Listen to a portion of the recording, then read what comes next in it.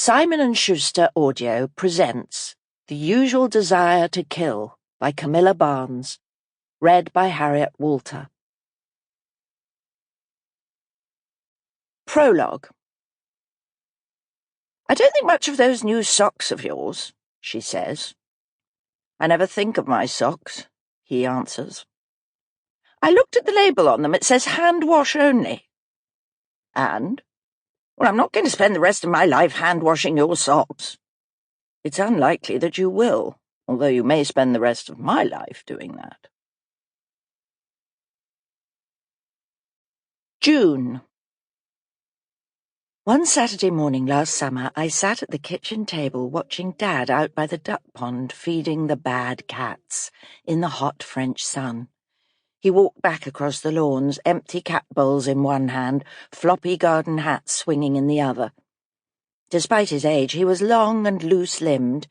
His hair still had an elegant wave to it, and there was a distant glitter of the mischievous schoolboy that lingered in his eye. How like Alice, I thought. The same loping stride, angular and English, but not awkward.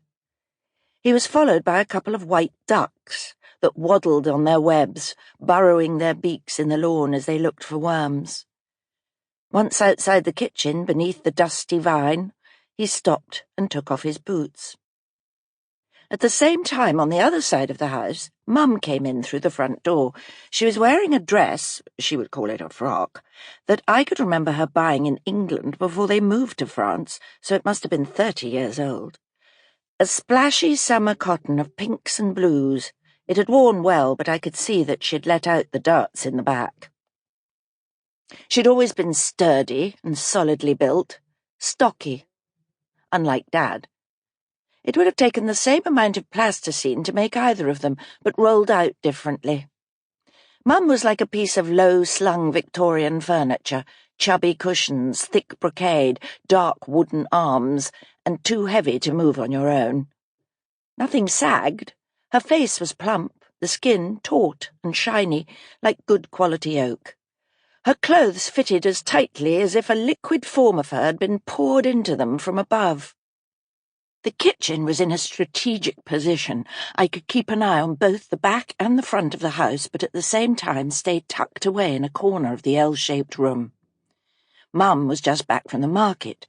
A heavy basket sat on one hip, and a shopping bag weighed down the other. She couldn't see me as she hobbled in, put the basket and the bag on the floor by the small, squat, under-the-counter fridge, then groaned as she stood up straight. Sample complete. Ready to continue?